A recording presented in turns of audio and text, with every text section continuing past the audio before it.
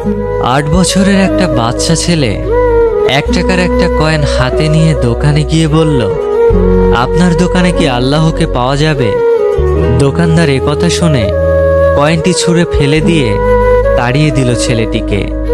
ছেলেটি পাশের দোকানে গিয়ে 1 টাকা দিয়ে চুপচাপ দাঁড়িয়ে রইল। দোকানি বলল, এই ছেলে, 1 টাকা দিয়ে কি চাও তুমি? ছেলেটি বলল, আমি আল্লাহকে চাই। আপনার দোকানে আছে?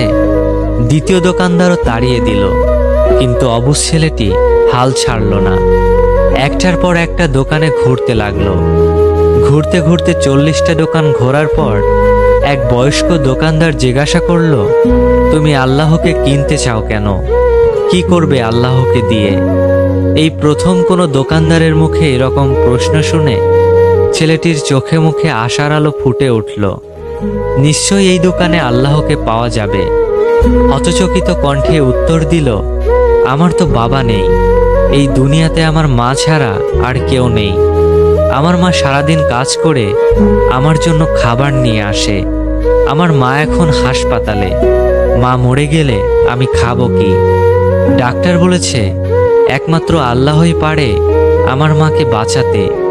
আপনার দোকানে কি আল্লাহকে পাওয়া যাবে? লোকটি বলল, হ্যাঁ, পাওয়া যাবে। কত টাকা আছে তোমার কাছে?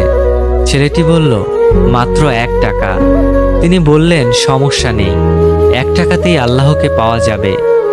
দোকানদার বাচ্চাটির কাছ থেকে 1 টাকা নিয়ে খুঁজে দেখল 1 টাকায় 1 গ্লাস পানি ছাড়া বিক্রি করার মতো কিছুই নেই। তাই ছেলেটিকে ফিল্টার থেকে 1 গ্লাস পানি ধরিয়ে দিয়ে বলল, এই পানিটা খাওয়ালেই তোমার মা সুস্থ হয়ে যাবে। পরের দিন একদল মেডিকেল স্পেশালিস্ট ঢুকলো সেই হাসপাতালে। ছেলেটির মায়ের অপারেশন হলো। খুব দ্রুতই তিনি সুস্থ হয়ে উঠলেন। ডিসচার্জের কাগজে হাসপাতালের বিল দেখে মহিলার অজ্ঞান হওয়ার মতো অবস্থা। ডাক্তার ওনাকে আশ্বস্ত করে বললেন, টেনশনের কিছুই নেই। একজন বয়স্ক ভদ্রলোক আপনার সব বিল পরিশোধ করে দিয়েছেন, সাথে একটা চিঠি দিয়েছেন। মহিলাটি চিঠি খুলে পড়ে দেখল, তাতে লেখা, আমাকে ধন্যবাদ দেওয়ার প্রয়োজন নেই। আপনাকে তো বাঁচিয়েছেন স্বয়ং আল্লাহ।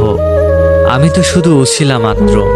বরং ধন্যবাদ দিলে দিন আপনার অবুঝ বাচ্চাটিকে, যে 1 টাকা হাতে নিয়ে অবুঝের মতো আল্লাহকে খুঁজে বেরিয়েছে। তার বুক ভরা বিশ্বাস ছিল একমাত্র আল্লাহই পারে আপনাকে বাঁচাতে। এর নামই বিশ্বাস, এর নামই ঈমান। আল্লাহকে খুঁজে পেতে কোটি টাকা দান খয়রাত করতে হয় না। বিশ্বাস নিয়ে মন থেকে খুঁজলে 1 টাকাতেও পাওয়া যায়। বইয়ের পাতা মানুষকে যা শিক্ষা দেয়, জীবনের পাতা তার থেকেও অনেক বেশি কিছু শিখিয়ে দিয়ে যায়। জন্ম নেওয়াটা ভাগ্যের ব্যাপার, মৃত্যু হওয়া সময়ের ব্যাপার, কিন্তু মৃত্যুর পরেও মানুষের মনে বেঁচে থাকাটা কর্মের ব্যাপার। শিক্ষিত হয়ে যদি ঠিককে ঠিক, ভুলকে ভুল বলার সাহস না থাকে, তবে আপনি সমাজের বোঝা ছাড়া আর কিছুই নন। আপনার সমস্ত শিক্ষা মিথ্যা। কাউকে দুঃখ দিয়ে বেঁচে থাকার চেয়ে দুঃখ নিয়ে বেঁচে থাকা অনেক উত্তম। কারণ নিজের কষ্টের জন্য কারো কাছে জবাবদিহি করতে হয় না, কিন্তু অন্যকে কষ্ট দিলে জীবনভর তার অভিশাপ মাথায় নিয়ে চলতে হয়। পৃথিবীর সবচেয়ে পুরাতন যন্ত্রের নাম ষড়যন্ত্র, যা যুগের পর যুগ সার্ভিসিং ছাড়াই চলে। 1 কেজি সোনার মূল্য 50 লক্ষ টাকা, 1 কেজি সাপের বিষের মূল্য 4 কোটি টাকা। ফ্যাক্ট হলো, এই সমাজে ভালো মানুষের চেয়ে বিষাক্ত মানুষের দাম অনেক বেশি। মন খারাপ, খুব অসহায় লাগছে, তবে কথাগুলো মিলিয়ে নিন, দেখুন তো সত্যি কিনা। মাথার উপর আপনার ছাদ আছে, শরীরে কাপড় আছে, দুবেলা খেতে পান, আর রাতে ঘুমানোর মতো জায়গা থাকলে বুঝবেন গোটা পৃথিবীর 75% লোকের চেয়ে আপনি ধনী। পকেটে যদি কিছু টাকা থাকে, আপনি যদি আপনার পছন্দ মতো কিছু কিনতে পারেন, যেখানে খুশি যেতে পারেন, তবে জানবেন গোটা পৃথিবীর 20% বিত্তশালীদের মধ্যে আপনি একজন। সুস্থ সবল রোগবিহীন শরীর নিয়ে যদি আপনি আজকের দিনটাতে বাঁচতে পারেন, ভাববেন পৃথিবীর লক্ষ লক্ষ মানুষের মধ্যে আপনি ভাগ্যবান। জীবনটা পাওয়া না পাওয়ার হিসেব মেলানোর স্থান নয়। আসুন আজ থেকে অভিযোগ না করে উপভোগ করি জীবনটাকে।